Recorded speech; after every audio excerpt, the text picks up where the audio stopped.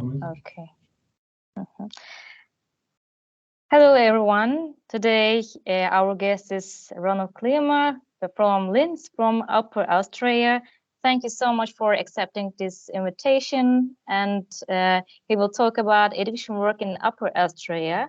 And first of all, I would like to share his brief CV, his brief background, professional background, very briefly, and then I will take you, Ronald.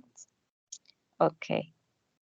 So he had his bachelor program from University of Applied Vienna in 2000, and then he had his master degree, his Master of Science degree from University of Applied San Quentin, and he worked in 2000 until 2007 as youth worker in municipality Amstetten.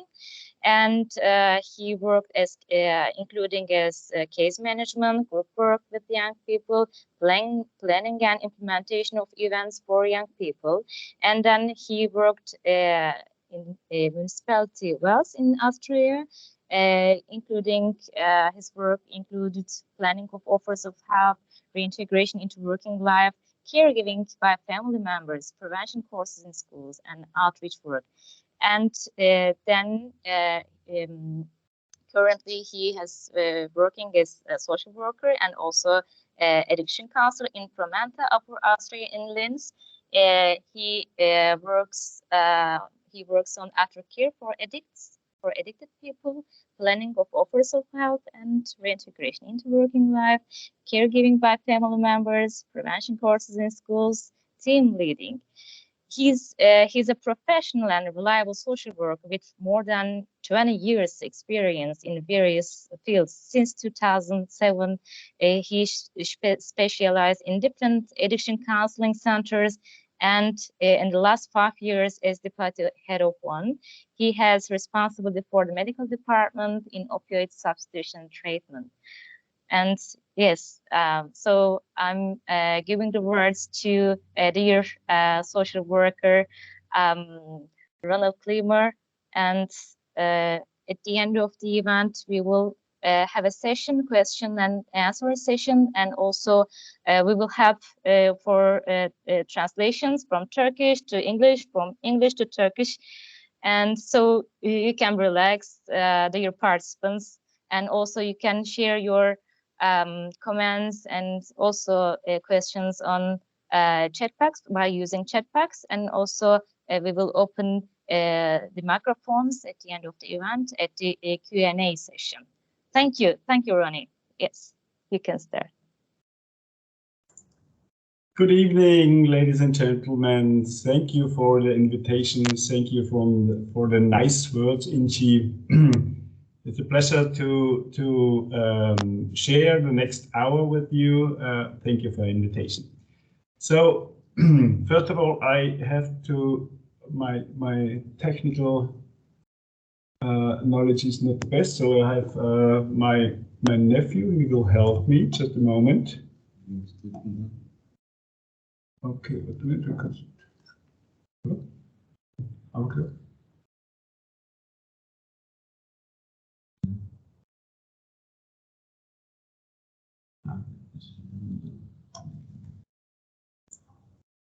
Okay, und jetzt wie ist hier aber ihr müsst ja auch sehen, oder? Nicht.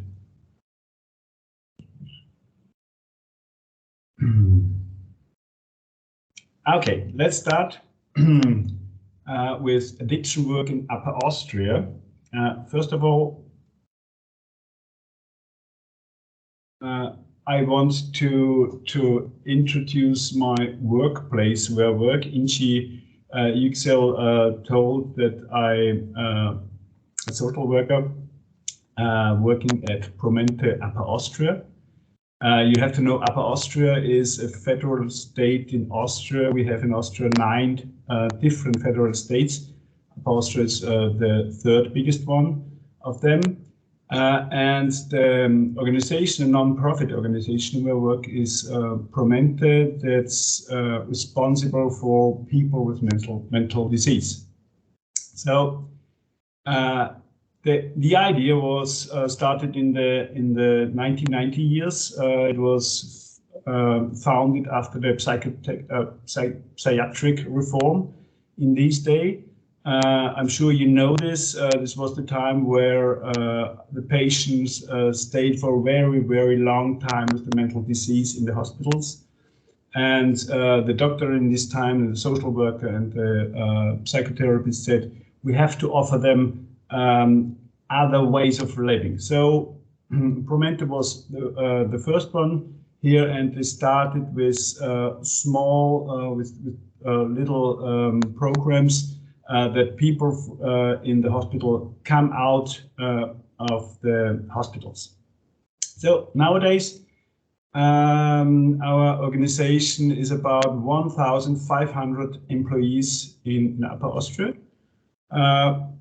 For comparison, Upper Austria has totally about 1,500,000 people who live there. So 1,500 employees in about more than 200 entities. So 200 different places where our offers are for people with mental disease.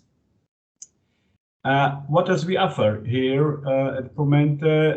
It's in all field for the clients which you can imagine. So it's on the one side, it's medical treatment. It's offering for the clients habitations. We offer them workplaces, different workplaces, especially for the needs of the patients. We also we have a big organization at Promente, which is responsible especially for prevention work. And of course, we offer them many different types of having a good leisure time for the clients. For example, we have special sport clubs at Promente. We have we're doing art courses for them. Yeah, we have a theater group. We have a special group which is playing like actors in a small movie. So very lot of offers, especially for the leisure times. Okay. As you can know, I know it's today the topic is the work in the addiction field. So I said Promente, the non-profit organization, is responsible for mental disease, and one big part in this organization is especially for people with for people with drug problems. So what do we offer here? We have in our federal country about 11 drug counseling centers. Drug counseling center is also a place where I work in Linz, as Ms. Yüksel said at the beginning. We have 5 low threshold centers in Upper Austria. We have 2 low threshold work centers in Upper Austria. I will explain it a bit later, what happened there in these centers. We have 1 long-term therapy center and 1 organization especially for prevention. Now, here you can see the landscape from Upper Austria that you can imagine a bit. Yeah, from east to west and from north to south, it's about 100 kilometers. Yeah, you see the yellow points on this map are the places where we have the drug counseling centers. The blue one are the places where we have the low threshold centers, and the green one we have the low threshold work centers. There are 3 now for people who remember. We have now 2, and at the end of the year we should 3 a new one should open. yeah. So every client who lives in our federal state in Upper Austria, they have no long way to the next place where they can get help.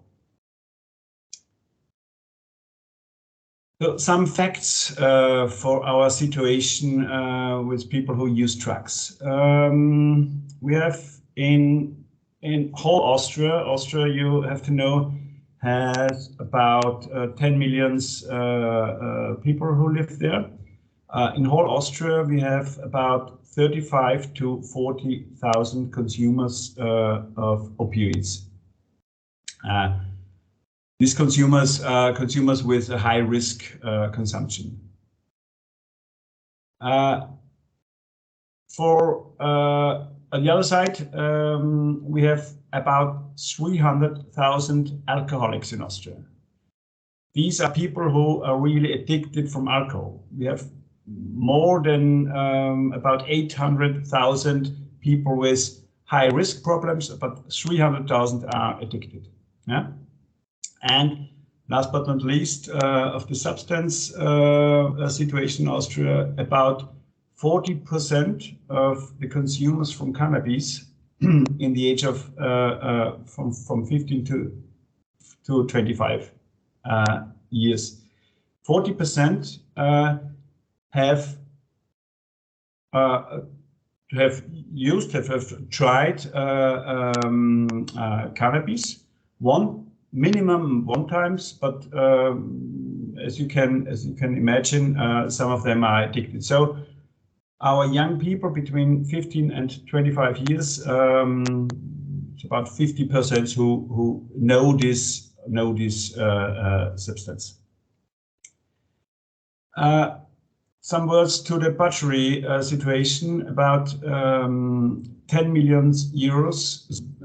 No, just one more. We have the money which you get at the federal states for the drug work is we get this from the federal states. So Promente gets about, just for the addiction work, about 10 million euros. Yeah.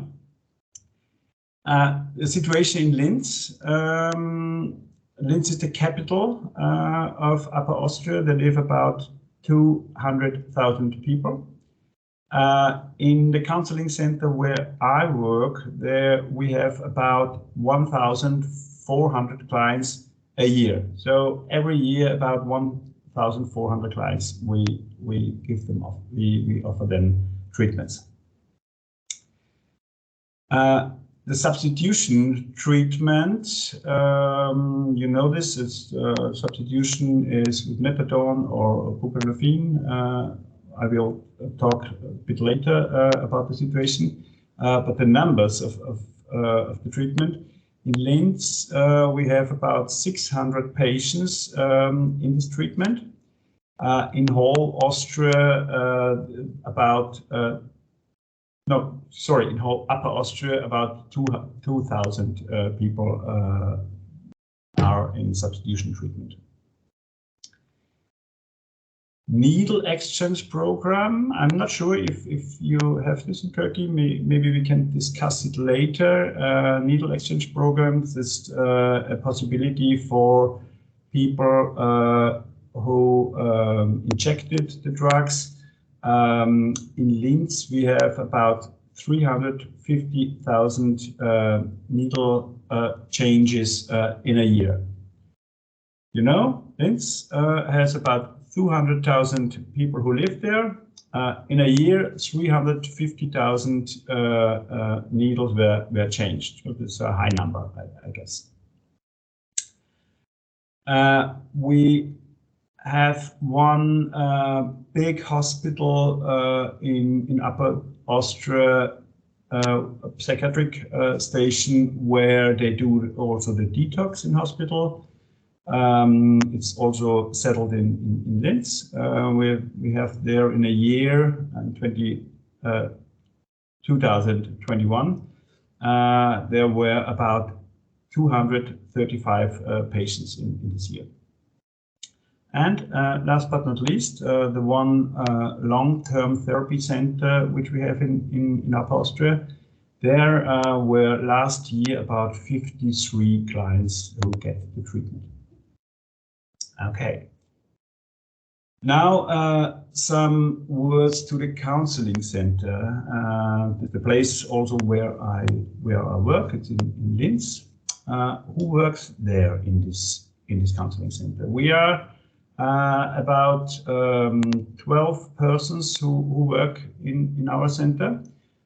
They are social workers, they are psychologists, psychotherapists, and 3 doctors. So sorry, we have not 12, we have 15 people who work there.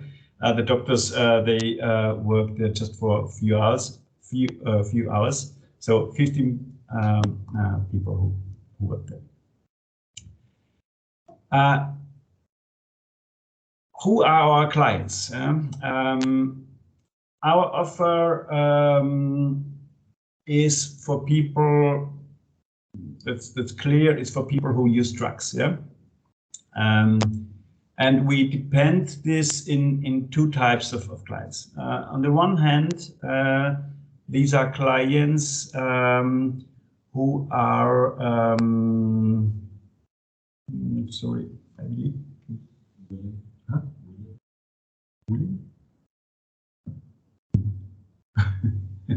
Who are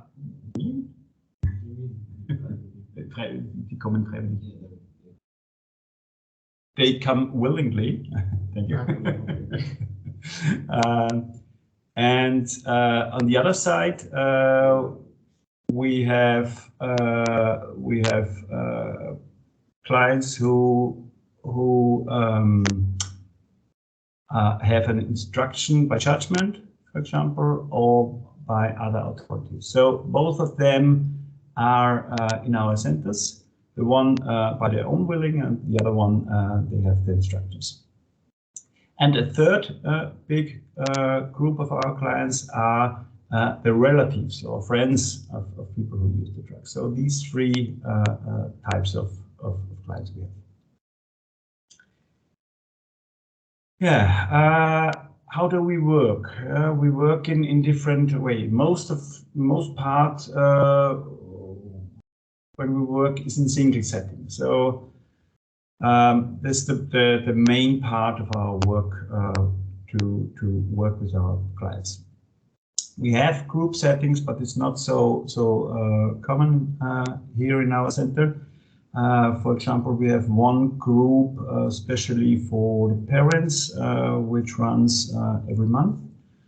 We have one group for children in the age of 6 to 15 years whose parents are addicted.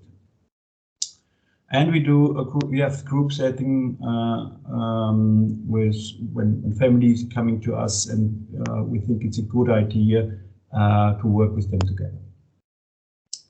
Our clients came. It depends on their needs how often they visit our centers. So the frequency is different. For example, my clients, clients come 1 time a week, for example, and then on the other hand, I have clients, I see them every month or every 2 months. So it depends on their needs. If they are in crisis, I see them more often. If they are stabilized, the frequency is higher. So what's our targets? That's it's sometimes a bit strange for people who don't know exactly how we work. Our targets, it's not on the main target. It's not that people don't use drugs. So it could be, but it's not our main targets. Our main target is to improve the quality of life for the clients. So if a client for me have no problem with her or his consumption, it's okay. Yeah. Maybe we work with them for his or her financial situation, or if he have problems in housing, we look at this side. So it depends on the needs, especially. Yeah, it's not just to work on the consumption of the clients. Our psychologists and psychotherapists, they supervise our clients by working on their behavior and support the clients to find their own resources. Also, the social worker do this, but in psychotherapy, it's very important. And as you can imagine, we work together with other institutions. So, a few words to the special situation, the treatment in substitution. So you have to know the situation changed in the last 10 years a bit. Yeah, we have a lot of registered doctors 10 years ago who offered this treatment. Nowadays, the doctors stopped. Some of them stopped their work. So, for example, in Linz, we have just 3 or 4 registered doctors who do this treatment. So the focus now in substitution treatment is more at the centers, at the drug counseling centers, and at the hospital. Yeah. Also, maybe I think a special thing. I'm not sure how substitution treatment worked in Turkey. In Austria, the patients get sorry.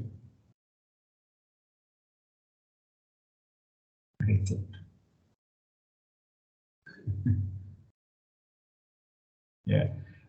They get the medicine from the doctor, yeah, but no, sorry. They get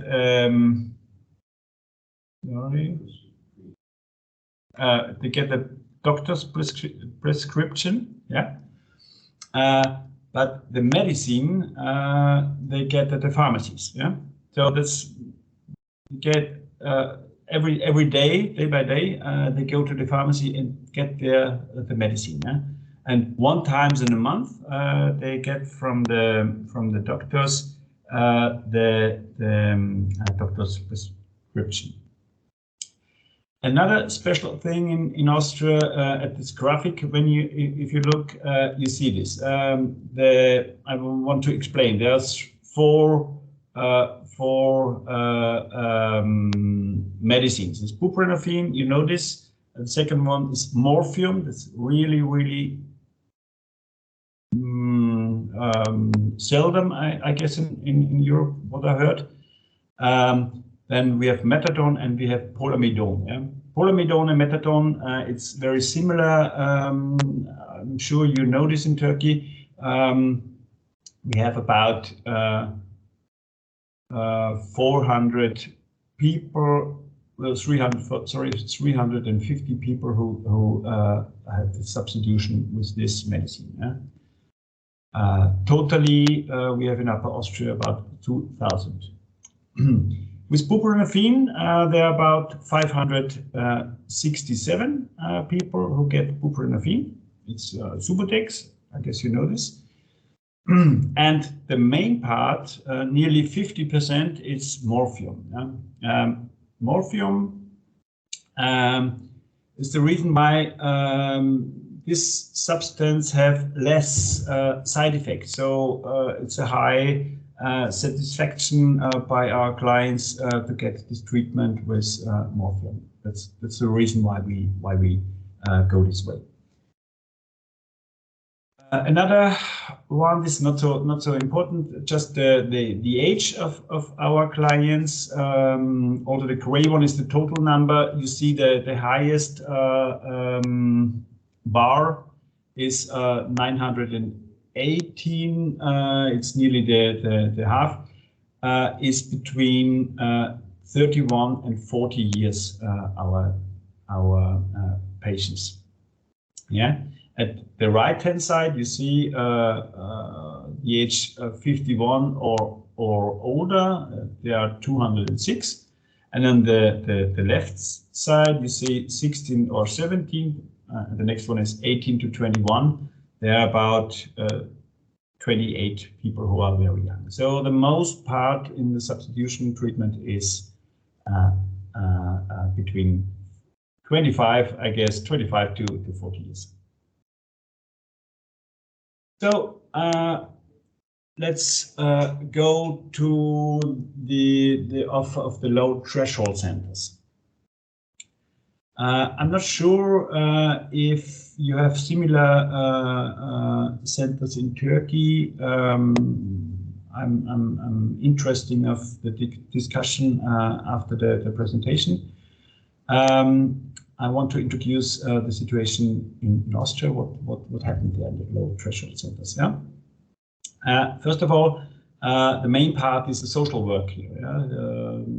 Everybody who works in the low threshold center is a social worker. Yeah? We have also, except doctors, yeah, some few hours done by the doctors. Yeah? We have also medical care, and one part is the outreach work of the low threshold center. So the social worker go to the places where they can find people who are addicted or who are high risk consumers. So they try to come in contact with the people and give them the care outside of the center if they can come to the center. All of them is important. All of them is to do the harm reduction. So how's the work there? It's on the one hand, one side it's primary care. For example, people who visit the low threshold centers can have there a shower. Yes? Some of them are homeless, so they have no possibility, so they can have a shower there. Yeah? The colleagues in the low threshold centers offer the clients food, offer them drinks. Yeah, so they can rest there a bit. Yeah, rest a bit for the hard time for living on the street. Yeah. What happened in medical care? We have there some doctor, as I said, on one day for 2 hours. There's a doctor. He do HIV prevention. They do hepatitis prevention or vaccination. They give them treatment for people without social insurance. Yeah? So it's a very important thing for the visitors in the low threshold center. I told you before, needle exchange program also happened there.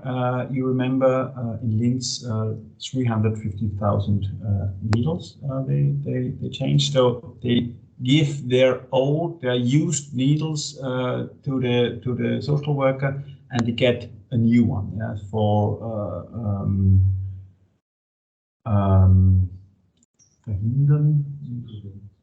for preventing disease like hepatitis or HIV.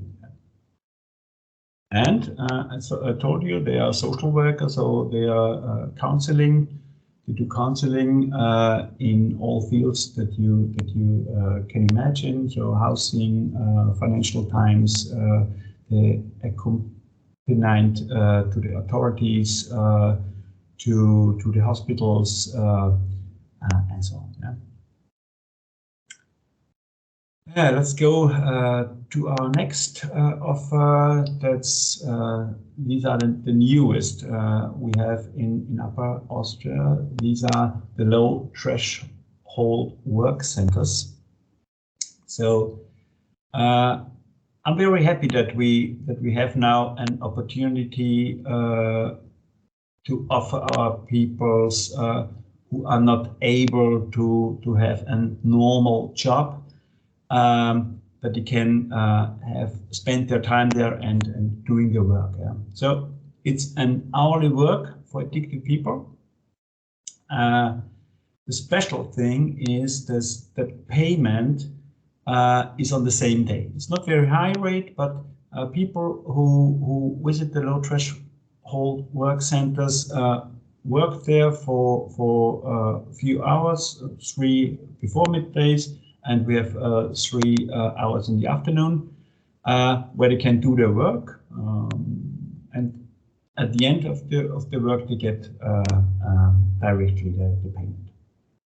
What do they work there? We have a kitchen. They do the cooking for the visitors. They do work with wood. They do woodwork, pottery, and doing handicraft things. Yeah, our very important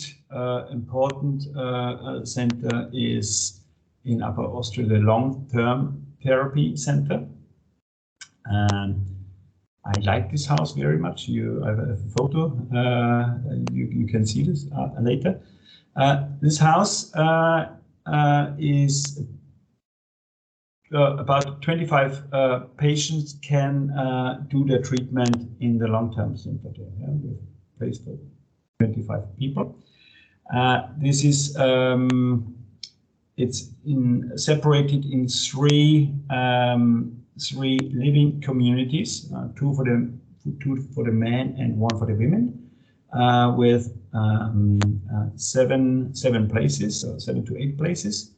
So the small communities where they live together, yeah, in the whole house, yeah. The stay for the long-term therapy center is for 1 year. 1 year, or if they're in a good condition, it could be shorter, but usually it's for 1 year. After this year, the patient have an opportunity to have another year in outdoor living area. So this is a special area where they live by their own. They also pay for the rent of the flat. Yeah, 1 time a week, a social worker will visit them and work with them for 1 time a week. Yeah. In the long-term therapy center, 2 main parts are important. One is the psychotherapy. It's very, very important. So it's they work in single setting, in a group setting. This is for psychotherapy is about 1 or 2 hours a week. In single setting and group setting, there are more often there are 2 to 3 group settings in a week. Yeah? So it's very a high rate of psychotherapy what the patients have there. The second main part is the work therapy. So every day from Monday to Friday, they have before midday and at the afternoon they have work therapy. There are different places where they have their workplace. Yeah? And as you can imagine, a lot of our patients who are addicted, they have a comorbidity. So they have other near to the addiction, they have other mental disease. And with 1 time a week, there is a psychiatric in the house and give them the important treatment. So this is the house. As you can see, it's an old farm. They renovated it. It's really a beautiful place. I like this. You see the wood in the back. Yeah, there are behind the house. There is a place where they have animals. It's really a good atmosphere in this house. I always said if I would be addicted, I want to have my treatment in this house because I like this place really, really much. Yeah. So at the end of my presentation, a few words to the Organization for Prevention. This is a special organization. It's not in the whole battery which I told you before with the 10 millions from Promente. It's an own budget. They have about 1.8 millions battery in a year. Yeah, euros. Yeah. What happened there? Yeah, they do prevention starting in the kindergarten, going to school, work, and so on. Yeah? So they start very early. Yeah? They do courses, they work with parents, with teachers, with other people in the social field. So they have a lot of offers for all people to do the prevention work with people. Yeah? They also produce information materials. Yeah? For example, they have one time a month newspapers. They have special posters. They make flyers. They make small movies. They have podcasts. A brilliant homepage. I would share it at the end. So a lot of work that the information comes to the people. They organize congresses, meetings, and courses. For example, we have this year a big congress from our organization for prevention. They had about 2,000 members who take part of it. It was online congress. It was not just in Austria, it was whole Austria. There were also people from Germany, from Switzerland, from south part of Italy, where all the regions where they speak German. It was really a big thing and high quality.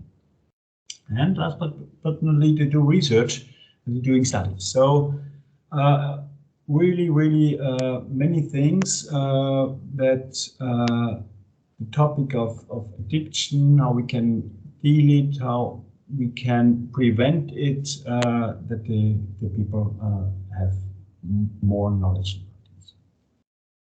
So I'm at the end of my presentation. Thank you for your attention. Yes, I'm not sure now how we should going on. Ms. Yüksel sent me some questions. I don't know exactly if we should go to this or we have. Yes, maybe yes. Thank you so much for this great presentation. I have learned many new things. Although I visited your institution in 2018. Thank you so much for this opportunity. Also for our students, I'm seeing our students, our colleagues who are really interested in addiction, or maybe they are already working with addicted people in justice system or in other kinds of institutions, and maybe they will ask some questions. And it's really important that you understand a system with what kind of people are involved with addicted people with addiction problems, and in a city, in a kind of country. So maybe it's really a good chance to hear something who are in who is already in the system for many years, such as you. So it's really important that you understand for the last 30 minutes or 40 minutes for understanding deeply much more. And maybe if we would like to summarize, especially needle change program you mentioned, And we can maybe, if you have some questions about that, you can share your comments and questions. Organization for prevention, you mentioned, yes, especially for kindergarten, school, work. It's really, really important to understand in Austria how it goes on. And long-term therapy center, I think the photograph is from long-term therapy center or from a kind of rehabilitation center who includes. It's the long-term therapy center. Yeah. Oh, okay. Yes. Okay. So we visited there also, right? I think Previously. we were there. Yes. Or, you remember. In Linz. So it's yes. If I would be patient, I would really prefer to stay there. And in the nature, you are in the nature. You are with very professional people who are social workers, psychologists, doctors, maybe nurses, etc. And you feel you are in a team. Although you are an addict person, so it's really important to be understood that you are a part of a unit, and also you can analyze your needs or your current needs maybe, and you can ask for help to people immediately, and also you can see other people, other addicted people who are already seeking for any kind of needs, so they can understand each other about the ways, the tools of asking or any other things. So maybe this is so dynamic process to be there. And also you talked about low threshold work centers, and yes, it's really interesting for me to hear that the payment there is done on the same day, right? And right. It's really important that the patients, because probably needs it, and also at the end of the day, she gets the award. It's a kind of award. It's economical financial award, but also it's a kind of psychological award for the next day. And cooking, woodwork, it's really, really important also. And maybe also you shared very crucial, very important statistics, and thank you so much for that. Um, and also you work with doctors. What is the workflow between the doctors, social workers, and socialists? What is the for example, there is one patient, and this patient goes to what kind of profession at first? And maybe could you share your information and ideas for this? We talk about our patients if, for example, if they are getting the medicine from the doctors and they are in the psychotherapy or in social work. So if it's important for me as a social worker that I give information to the doctor or for the doctor to me, so we speak about it, okay? But we have no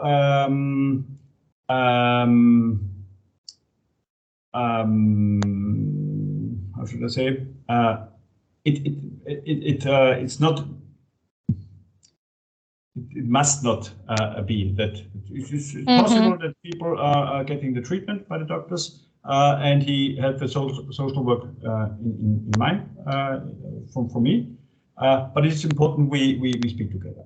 What we have is team meetings between the psychotherapist, the psychologists, and the social worker every year for 3 hours. And there we have supervision, and we speak about the cases. So there is more talking about the patient than with the doctors. Okay. Thanks so much. So, by the way, I'm opening our participants' microphones, so you can ask your questions directly by using your microphones. Please feel free. or you can tap your questions by texting on the chat box, please. Inci, Okay. would you mind open my camera? I want to see Ronald. Of course. Yeah.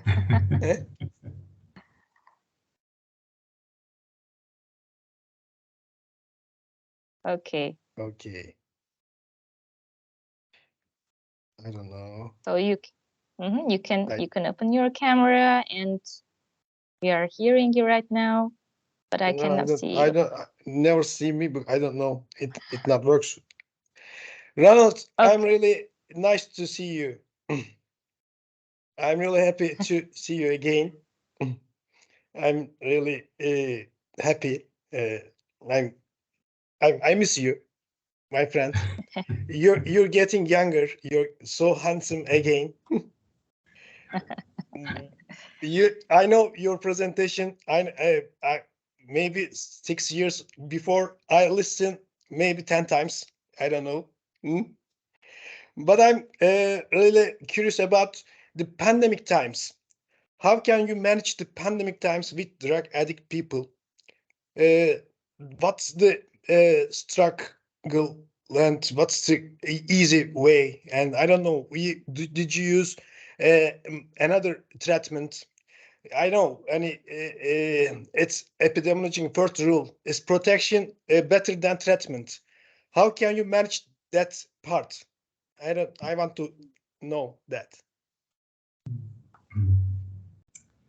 Thank you, Tufan, for this question. It's a great pleasure to me, for me that I speak to you again after I think 7 or 8 years. It's very fine. How do we deal the pandemic? I think it's in every country. It was like a bomb. It's fallen on our head. Yeah. Yeah. When it starts, we have a strict lockdown in Austria, so we close our centers. But the long-term therapy center is still open, so they worked still on, yeah. And at the ambulance, we had the lockdown. So this was the time when we changed our way to have contact with our patients. We start to communicate at the telephone. We start to communicate at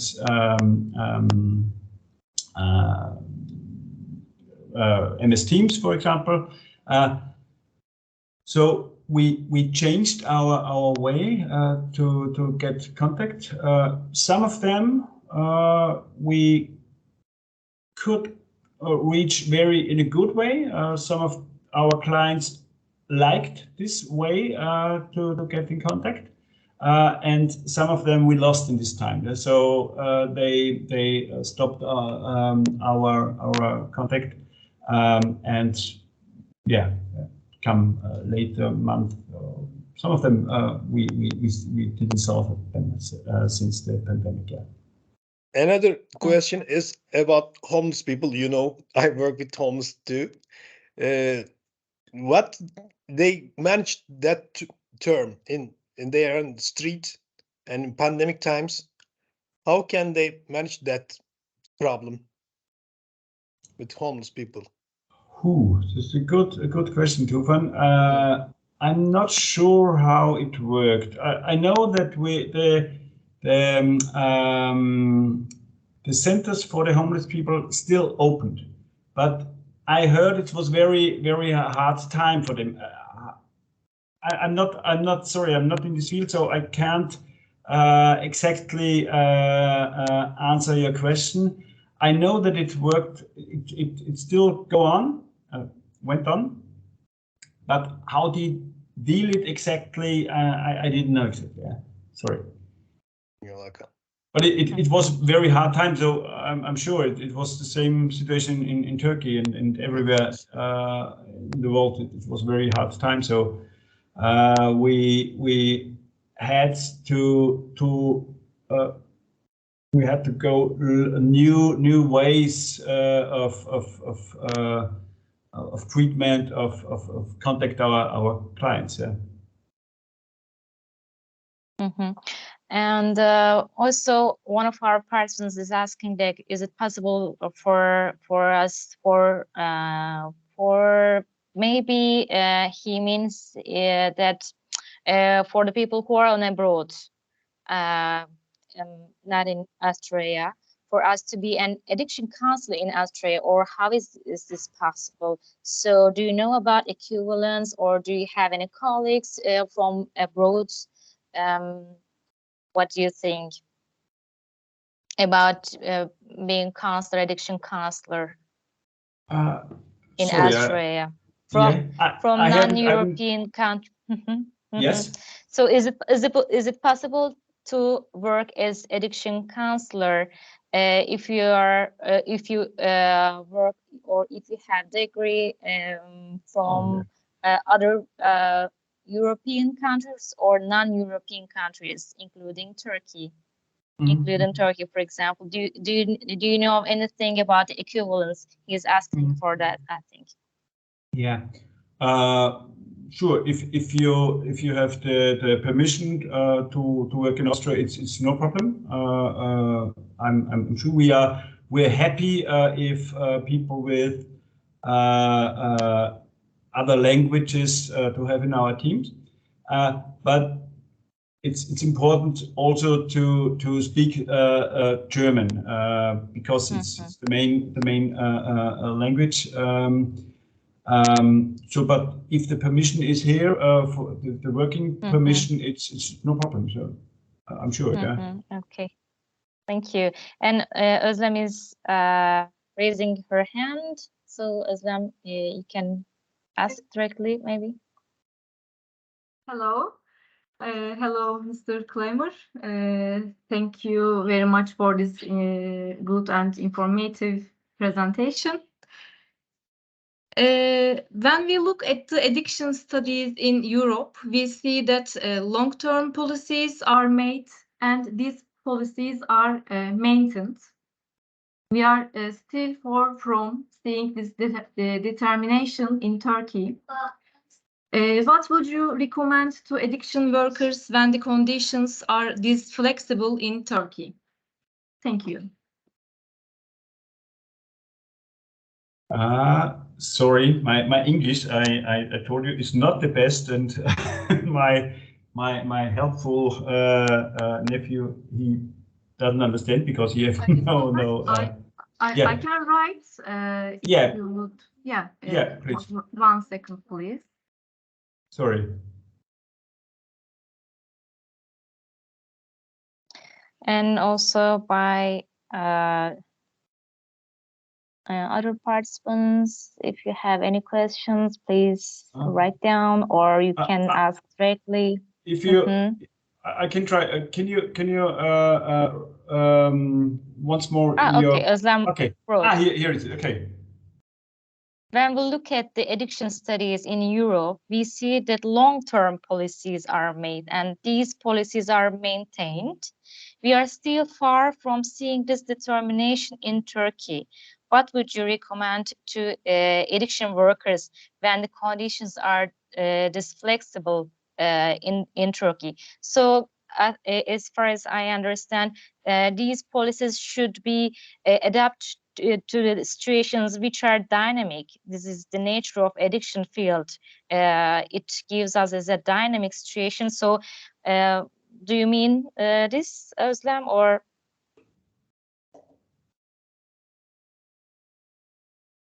Yes, Inci. Yes. So yes, she is asking for your recommendations. What do you recommend about it? Just a moment. For example, you create a policy. But this policy is for a long time. But for example, for the next year or for after 5 years, it does not work for addicted people, because addiction field is so dynamic in Turkey, in Turkey, maybe in Austria also, because addicted people can give us different situations, different problems, because the society differs. The society differs more rapidly than policies. So, how can what is your recommendation for it? Is it the same in Austria, or what do you think? How the policymakers can adapt themselves to these situations? Maybe Özlem is. I hope I understand, and I hope I can answer, give my meaning about this question. So in Austria, the policy is not changed very often. So we had, I think, in the last 10, 20 years, policy for addicted people were nearly the same. So there is a high stabilization also for us to work in this field, that we can create offers for our clients with and high insurance that it would work. So yeah, the dynamic at our clients is a bit different. I'm not sure if this also part of the question. The dynamic in at this disease is special. Yeah. So I'm sure you know this. I'm sure you had the same experience. I have a client here on this week. He told me from his plans for starting the work and stop using drugs and so on. Yeah. 1 or 2 weeks later, his situation is completely different. So this dynamic is part of the disease. So this is every time for us is to deal with this new situation and to give our clients also the feeling that they have their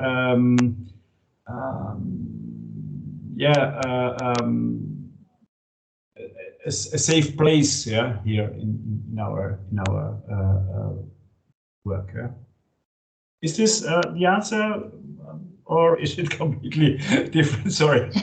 So it's a kind of maybe deep question. So while comparing goals, it can be difficult sometimes, but it's really important, of course, because policymakers try to protect the clients or the candidate clients, the patients, by the rules, by the regulations, legislations, but of course, for a while, the society needs can be changed, and then the policymakers need to regulate the situation, the regulations again and again. So it can be difficult for any of steps, for the clients also and their relatives, and also the professions who are working in addiction field.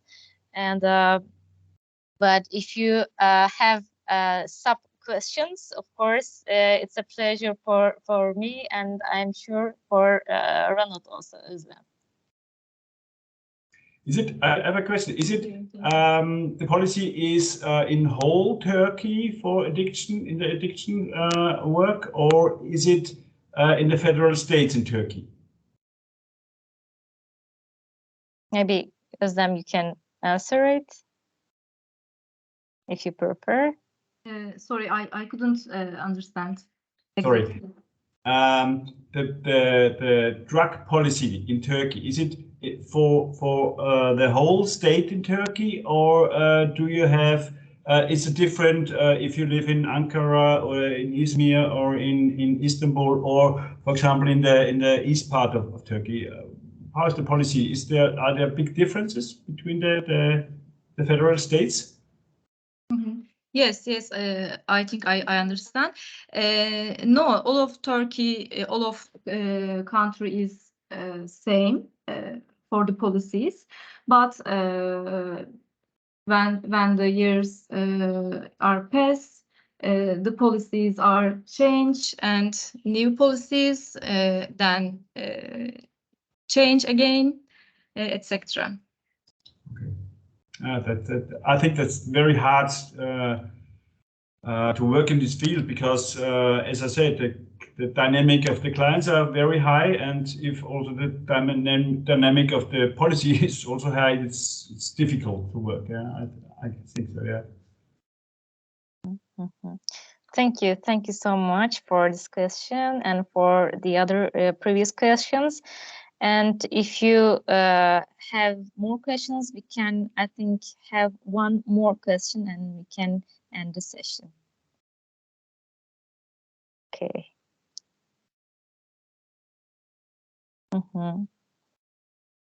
So until now, I don't have any questions from the participants. Okay, so thank you so much for this presentation, for your time, for sharing your valuable time, and it was a pleasure for us to host you as online. I hope we can do it again, maybe face to face in the future, and please, please, you can share your comments also for this event, for this beautiful evening event. And also, I would like to thank to our participants, and they shared their time to focus on addiction in Austria, in Upper Austria. Thanks to Ronald Klima. Thank you so much. Ronald, we waiting for you to Izmir, you know? You know? Yes, absolutely. I'm your host family, you know?